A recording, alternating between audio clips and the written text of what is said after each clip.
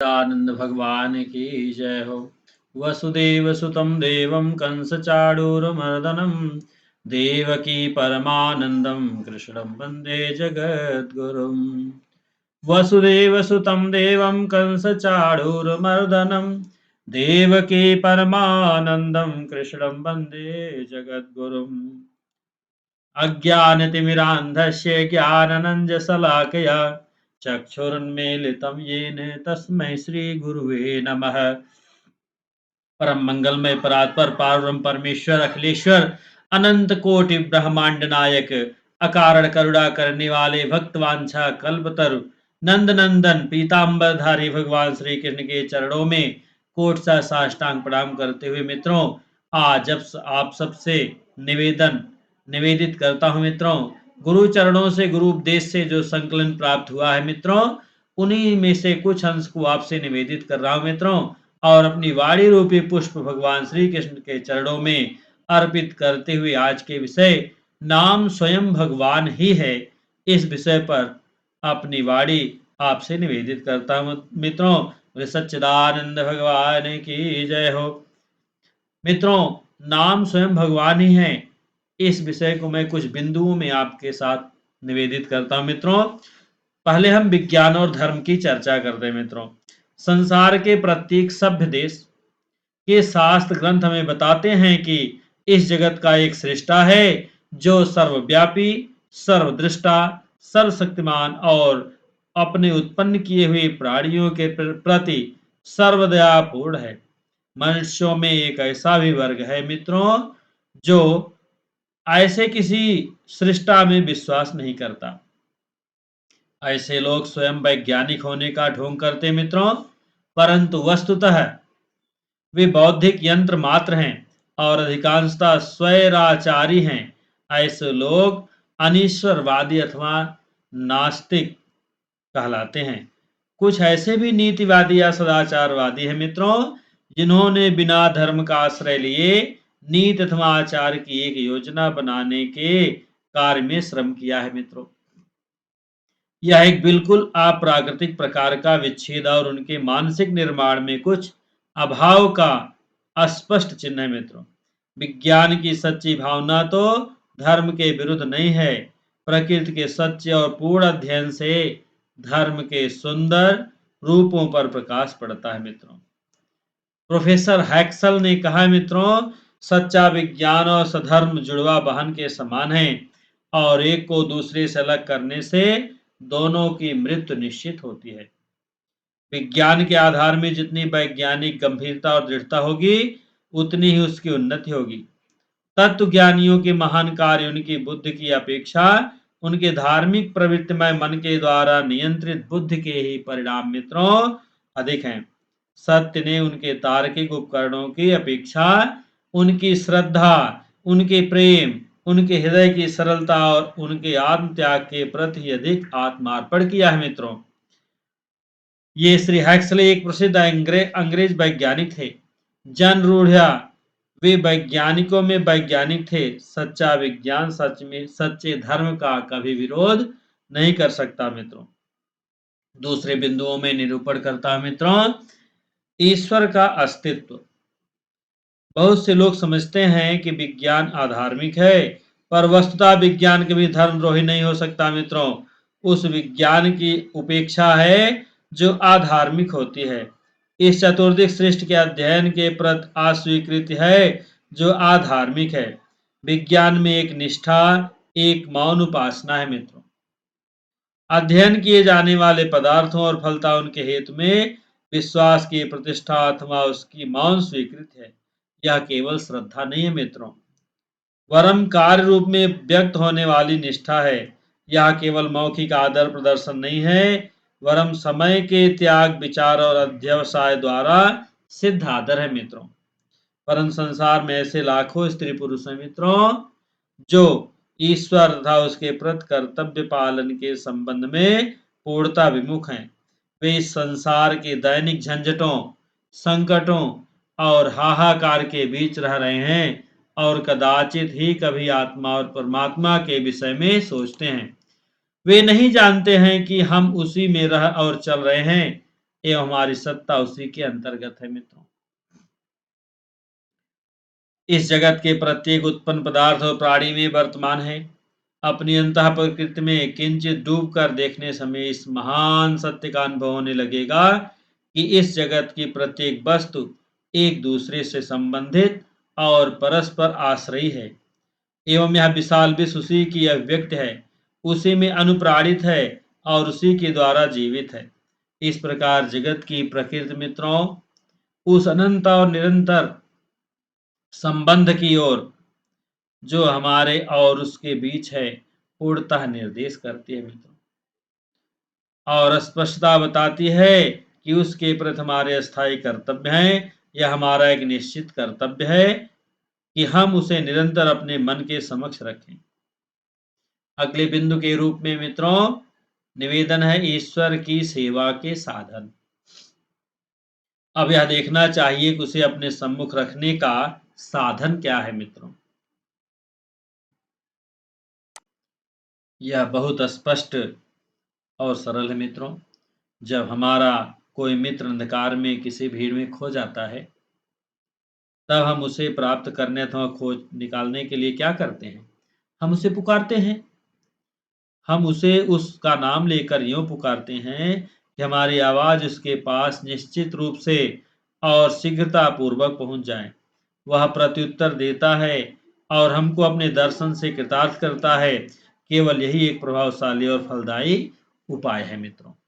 ऐसे ही मित्रों अगले बिंदु के रूप में मित्रों ईश्वर का नामोच्चार जब सब साधनों में श्रेष्ठ है। इस विषय पर निवेदन करता हूं मित्रों।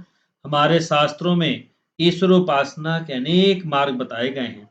यहाँ पर हम अन्य मार्गों पर विचार न करके केवल भगवन नाम उच्चार को ही लेते हैं, जो अत्यंत सरल और सार्वदेशिक है मित्रों, पापों को धोने वाला है और परम समर्थ है और परम निःश्रेयस तथा अपवर्ग परिपूर्ण आनंद एवं परिपूर्ण भगवत प्रेम अर्थात स्वयं ईश्वर ही है। क्योंकि ईश्वर तथा उसका प्रेम दोनों अभिन्न है। प्रेम ईश्वर है और ईश्वर प्रेम है कि प्राप्ति में जितनी भी विघ्न बाधाएं हैं सबको दूर करने वाला है। शास्त्रों के प्रमाण पर हम जोर के साथ कह सकते हैं मित्रों कि उपासना की यह विधि और केवल यही विधि हमारी आध्यात्मिक उन्नति की सर्वग्राही विधि है। वेदों से लेकर पुराणों तक हमारे शास्त्र ग्रंथ इच्छित फलों की प्राप्ति में इसकी परम उपयोगिता, महत्व एवं प्रभावशीलता को एक स्वर से स्वीकारते हैं। पुस्तकों में, पुस्तिकाओं में एवं पत्रकों के रूप में भगवान नाम की महिमा प्रकट करने वाले शास्त्र वचनों के बहुत से उपयोगी संग्रह भी हैं मित्रों। जो लोग इस विषय में शास्त्रों का विचार जानना चाहते हैं, उनको इन पुस्तकों का अध्ययन करना चाहिए मित्रों। यहाँ मैं अपने क्षुद्र ज्ञान के सहारे मित्रों केवल गुरु उपदेश से जो मुझे मिला है उसी से निवेदन कर रहा हूं मित्रों। भगवान नामोच्चार की महिमा के विषय में शास्त्र सिद्धांतों पर तात्विक विवेचना सूक्ष्म और रहस्य की बातों से पूर्ण होने के कारण उसका वर्णन करना मेरी शक्ति से बाहर है मित्रों। मैं इस विषय पर यहाँ अपने विचार प्रकट करूंगा। इन विचारों को मैंने अपने आध्यात्मिक गुरुओं की शिक्षा और निर्देशन के तथा साधना के निजी अनुभवों के आधार पर स्थिर किया है मित्रों। जो उपदेश स्वरूप मिला है उसी के बिंदुओं को मैं आपसे निवेदित करता हूं मित्रों। मित्रों ईश्वर की धारणा पर हम विचार करें, बहुत ही ध्यान से सुनेंगे मित्रों। यदि आप थोड़ा भी लाभ इस वीडियो से उठाते हैं तो इस दास पर बड़ी कृपा होगी मित्रों। और यदि अभी तक आपने मेरे चैनल को सब्सक्राइब नहीं किया तो सब्सक्राइब कर लें मित्रों, जिससे सनातन धर्म का प्रचार प्रसार हो, गीता का प्रचार प्रसार हो मित्रों। बोले सच्चिदानंद भगवान की जय हो। मित्रों ईश्वर प्राप्ति के साधनों पर विचार करने से पूर्व ईश्वर की धारणा पर विचार कर लेना आवश्यक है। सभ्यता के आदिम युगों से ही मनुष्य का मस्तिष्क और हृदय इस जीवन के बाद के जीवन तथा हमारी नियति को रूप देने वाली, नियंत्रित एवं प्रभावित करने वाली किसी व्यक्त अथवा अव्यक्त शक्ति की कल्पना करता आया है मित्रों। यह एक तथ्य है कि कतिपय परिस्थितियों मानव मन और मानव हृदय किसी अदृश्य शक्ति के विषय में सोचता है। और उससे सहायता ग्रहण करना चाहता है। इसके अतिरिक्त परमार्थ विद्या, विशेषता भारतीय परमार्थ विद्या एक ऐसी सत्ता का वर्णन करती है मित्रों, जो समस्त उपाधियों या गुणों से रहित और मानव ज्ञान के लिए अज्ञेय है। यही निर्विशेष परम ब्रह्म है, जिसका प्रतिपादन श्री शंकराचार्य ने अपने वेदांत सूत्रों के भाष्य में किया है मित्रों। फिर भी यह वही सिद्धि है जिसकी कुछ श्रेणियों के विचारक श्रद्धा पूर्वक इच्छा करते हैं, किंतु ये विचार भी अपनी उपासना की प्रारंभिक अवस्था में प्राप्य वस्तु के प्रतीक स्वरूप निरंतर ओंकार का उच्चार या धीरे धीरे पाठ करते हैं। इस विधि को वे जप कहते हैं मित्रों। पतंजलि ने अपने योग सूत्र में इसका सारांश यूं दिया है, तस्य वाचकः प्रणवः, अर्थात उसका निर्देशन प्रणव है। प्रणव ओम का वैज्ञानिक नाम है मित्रों, और शास्त्रों की आज्ञा है इस अक्षर का सदा उच्चार करना चाहिए। वेद, उपनिषद तथा अन्य सब हिंदू धर्म ग्रंथ से प्रभु का सबसे पवित्र नाम मानकर इसी विधि का समर्थन करते हैं मित्रों। छांदोग्य उपनिषद में इसका वर्णन है और भगवत गीता में भी इसकी प्रतिध्वनि है, जिसमें कहा गया है मित्रों, सर्वद्वाराणि संयम्य मनोहृदय निरुध्य च मूर्धान्यधाय आत्मनः प्राणमाश्रितो योग धारणम् ओमित्येकाक्षरं ब्रह्म व्याहरन् मामनुस्मरन् यः प्रयाति त्यजन् देहं सा याति परमां गतिम्। गीता के अध्याय 8 के 12वें और 13वें श्लोक का वर्णन मैंने किया मित्रों। हे अर्जुन, सब इंद्रियों के द्वारों को रोककर अर्थात इंद्रियों को विषयों से हटाकर तथा मन को हृदय में स्थिर करके और अपने प्राण को मस्तक दोनों भ्रुवों के बीच में स्थापन करके योग धारणा में स्थित होकर जो पुरुष ओम ऐसे इस एक अक्षर रूप ब्रह्म का उच्चारण करता हुआ और उसके अर्थ स्वरूप मुझको चिंतन करता हुआ शरीर को त्याग करता है, वह पुरुष परम गति को प्राप्त होता है मित्रों। इतना ही नहीं, योग दर्शन में भी मित्रों दूसरा सूत्र यूं है, तज्जपस्तर्थ भावनम, अर्थात इसका भी यही अर्थ है कि ओम का जप और उसके अर्थ पर भावना या ध्यान दोनों साथ साथ चलना चाहिए। जप का मतलब है विधिवत शब्द का बार बार उच्चारण करना, और भावना का मतलब है कि इसके द्वारा जिस पदार्थ ईश्वर का निर्देश होता है उसकी मानसिक धारणा मित्रों। ईश्वर में अपने विचारों को केंद्रित करने के ये दो साधन हैं। अतः समाधि की अवस्था तक पहुंचने के लिए योगी को निरंतर प्रणव का जप करना और उसकी भावना पर अपने ध्यान को केंद्रित करना चाहिए मित्रों। और सब अनुभूति इस विधि से परमात्मा की अनुभूति होती है और सब बाधाएं दूर हो जाती मित्रों। अगले बिंदु के रूप में मैं नाम के साथ ईश्वर का एक के भाव, इस बिंदु को भी निरूपित करता हूं मित्रों, निवेदित करता हूं आपसे। इंद्रियों का स्वाभाविक कार्य है मित्रों कि वे बाह्य पदार्थों का अनुभव प्राप्त करने के लिए बाहर की ओर फैलें और उन्हें मस्तिष्क तक पहुंचाएं, किंतु योगी इसे दबा देता है। इसलिए इंद्रियां अंतर्मुखी हो जाती हैं और अपनी प्राप्य वस्तुओं को अंदर ही पा लेती हैं मित्रों। इसीलिए कहा जाता है कि उनका कार्य उल्टा हो जाता है। जिन बाधाओं को दूर करना है वे ही अभिलाषा, अवसाद, संदेह, असावधानता, आलस्य, संसार परायणता या दुनियादारी, विभ्रम, योग की किसी अवस्था की अप्राप्ति और उसमें अस्थिरता, ये निश्चित स्थान से हमें हटाते और डगमग करते हैं मित्रों। इसलिए ये विघ्न हैं, ये ध्यान के शत्रु हैं और जप द्वारा दूर होते हैं मित्रों। इसीलिए कहा जाता है कि ज्यादा से ज्यादा भगवान नाम करना चाहिए। हरे राम राम राम हरे हरे, हरे कृष्ण कृष्ण कृष्ण हरे हरे, हरे राम राम राम हरे हरे, हरे कृष्ण कृष्ण कृष्ण हरे हरे, हरे राम राम राम हरे हरे, हरे कृष्ण कृष्ण कृष्ण हरे हरे। और सच्चिदानंद भगवान की जय मित्रों। तो नाम साधना का प्रभाव यह होता है, इस पद का तात्पर्य अत्यंत अनुभवातीत और अत्यधिक आध्यात्मिक है। इसका मतलब यह है कि नाम की भावना और अर्थ हमारी इंद्रियों के लिए सर्वथा अग्राह्य है। नाम का निरंतर उच्चार अथवा जप था भगवत लीलाओं की कथाओं का श्रवण उस आध्यात्मिक लोक का मार्ग है, जहां सच्चे तत्व का अस्तित्व है।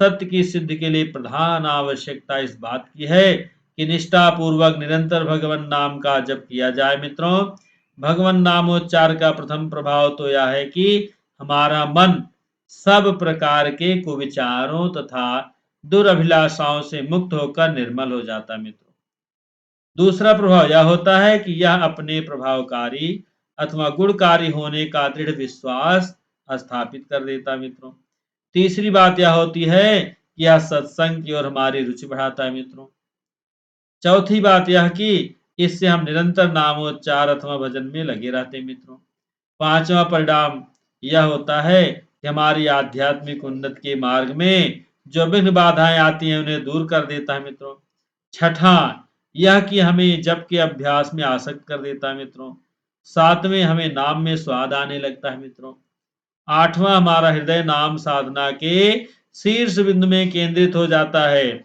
जो अन्य सब आकांक्षाओं को आत्मसात कर लेता है। मित्रों, नवी बात यह है मित्रों कि हमारे अंतः चक्षुओं और बाद में हमारी आंखों के सम्मुख भी निरतिशय आनंद और नित्य ज्ञान के अवतार भगवान श्री कृष्ण की मनोरम मूर्ति को उपस्थित कर देता है।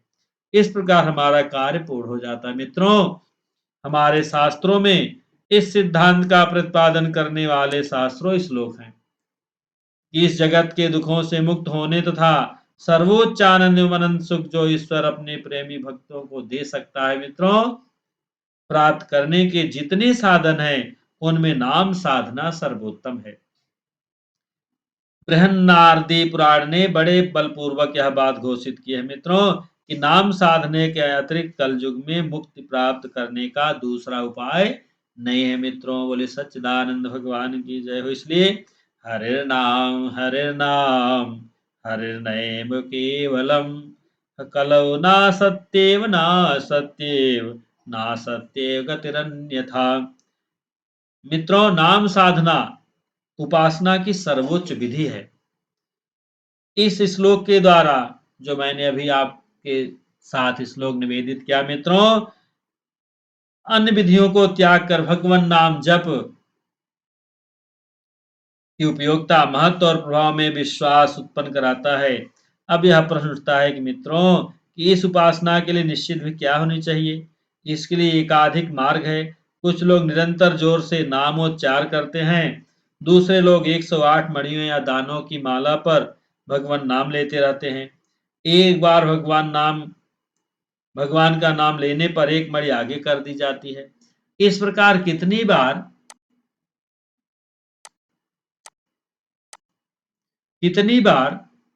भगवान का नाम लिया गया यह पता चलता रहता है। मित्रों, नाम साधना की यह विधि प्रायः सार्वदेशिक है और न केवल हिंदू धर्म के, मित्रों, विविध संप्रदायों में प्रचलित है, वरन दूसरे धर्मों के अनुयायियों में भी इसका प्रचार है। माला का उपयोग रोमन, कैथोलिक और मुसलमान भी करते हैं। बंगाल के वैष्णव अपनी धार्मिक साधना का प्रधान अंग मानकर इसका उपयोग करते हैं।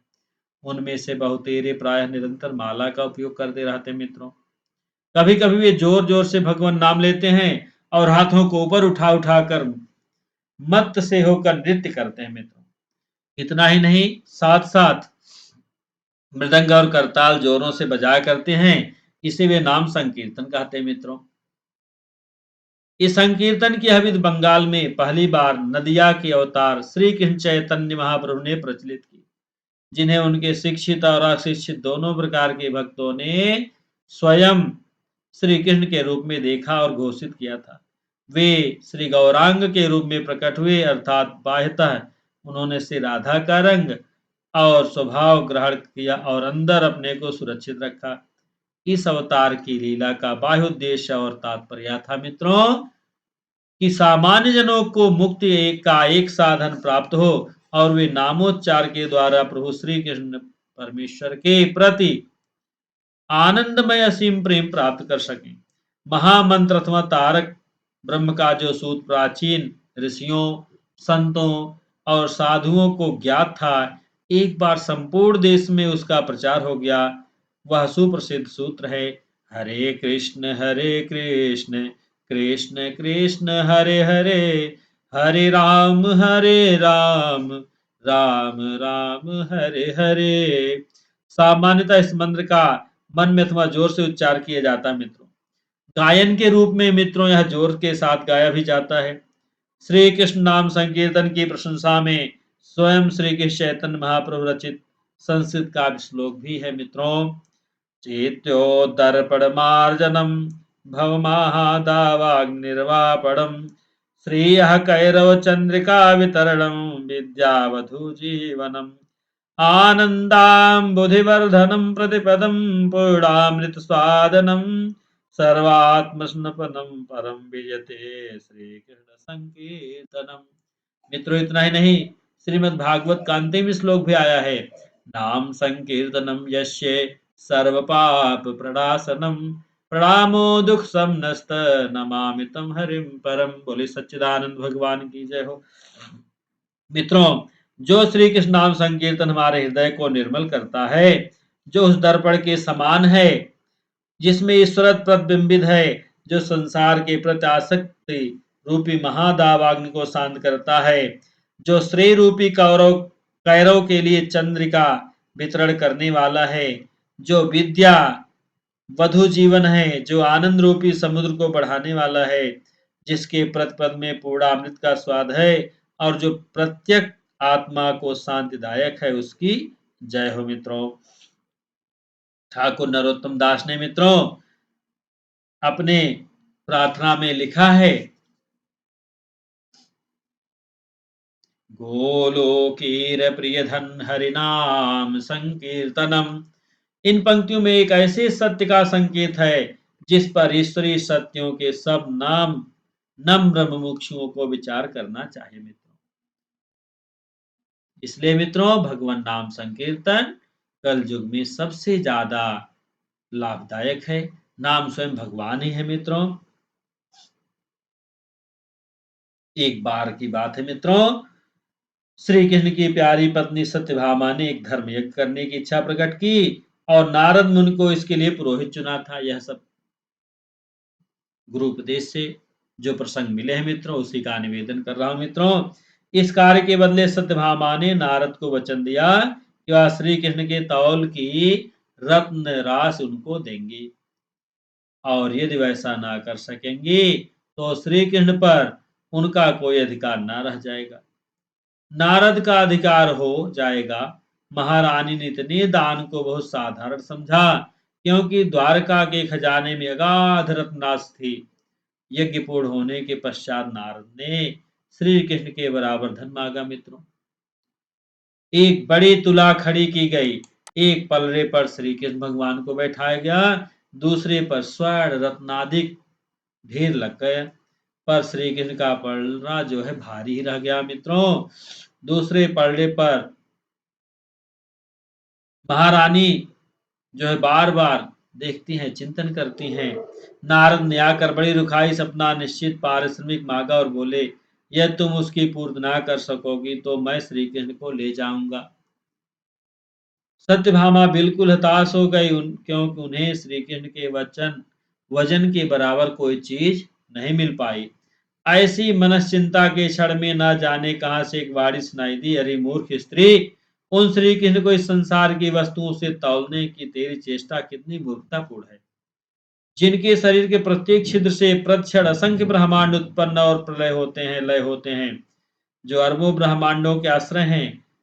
इस समय केवल एक ही बात से तेरी रक्षा हो सकती है, तुलसी का एक पत्ता ले और उस पर 2 अक्षरों का हरि शब्द लिख दे, दूसरे पलड़े पर से ये सब तुच्छ रत्नाभूषण उतार ले और हरि शब्द युक्त तुलसी पत्र उसमें रख दे। इस तरह से मित्रों फिर देखा क्या फल होता है। सत्यभामा ने तुरंत इस आदेश का पालन किया, परिणाम अद्भुत हुआ। सहस्रों व्यक्ति जो वहां इस समय उपस्थित थे यह देखकर चकित रह गए कि तुलसी पत्र वाला पलड़ा जमीन से लगा हुआ है और श्री कृष्ण का पलड़ा जो है ऊपर उठ जाता है। नारद गदगद हो गए, उन्होंने रानी सत्यभामा को बधाई दी मित्रों, और पवित्र एवं अमूल तुलसी पत्र को जिस पर सब धनों का धन तथा असीम आनंद का दाता नित्यानंद स्वरूप हरि नाम लिखा था, ले लिया। इस प्रकार सिद्ध हुआ कि नाम नामी से बड़ा है मित्रों। काशी रामदास ने एक श्लोक भी उद्धृत किया है, जिससे नाम की महिमा प्रकट होती। मित्रों बोले सच्चिदानंद भगवान की जय है। नाम एकं यस्य वाच्य स्मरणं पदगतं श्रोतमूलं गत्वा शुद्धं वर्ण व्यवहृतिर्तारभ्य सत्यम। इसका तात्पर्य है मित्रों कि भगवान नाम की महिमा इतनी अद्भुत है कि यदि यह अंशतः शुद्ध या शुद्ध किसी प्रकार और किसी रूप में हमारे कान तक पहुंचता है, हम सुन भी लेते हैं, हमारी जिह्वा को स्पर्श करता है अथवा हमारे विचार में प्रवेश करता है, तो सांसारिक इच्छाओं, पापों एवं दोषों से हमारी मुक्ति निश्चित हो जाती है मित्रों।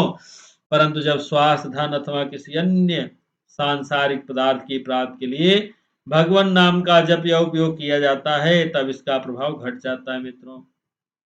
इस तरह से हरे राम राम राम हरे हरे, हरे कृष्ण कृष्ण कृष्ण हरे हरे, हरे राम राम राम हरे हरे, हरे कृष्ण कृष्ण कृष्ण हरे हरे। गौरांग चैतन्य महाप्रभु ने नित्यानंद द्वारा प्रवर्तित नाम संकीर्तन ईश्वरी ध्वनि का एक बड़ा ही महत्वपूर्ण आध्यात्मिक रूप है मित्रों। इसका प्रभाव क्षणभंगुर नहीं है, यह न केवल इंद्रियों को ही सुखद है, पर हमारी आत्मा पर यह सीधा बड़ी प्रबलता और शक्ति के साथ अपना प्रभाव डालता है। श्रोताओं पर इसका जो प्रभाव पड़ता है उसका बड़ा विशद वर्णन श्री चैतन्य भागवत और चैतन्य चरितामृत के लेखकों ने किया है मित्रों। इसलिए आपसे निवेदन है कि आप जो है ज्यादा से ज्यादा भगवान नाम कीर्तन करें, संकीर्तन करें, जप करें मित्रों। बोले सच्चिदानंद भगवान की जय मित्रों। और यदि अभी तक आप मित्रों हमारे चैनल को सब्सक्राइब नहीं किया तो सब्सक्राइब कर लें, जिससे यह ज्ञान यज्ञ यात्रा हमेशा आगे निरंतर चलती रहे मित्रों। सनातन धर्म का प्रचार प्रसार हो, गीता का प्रचार प्रसार हो मित्रों। बोले सच्चिदानंद भगवान की जय हो।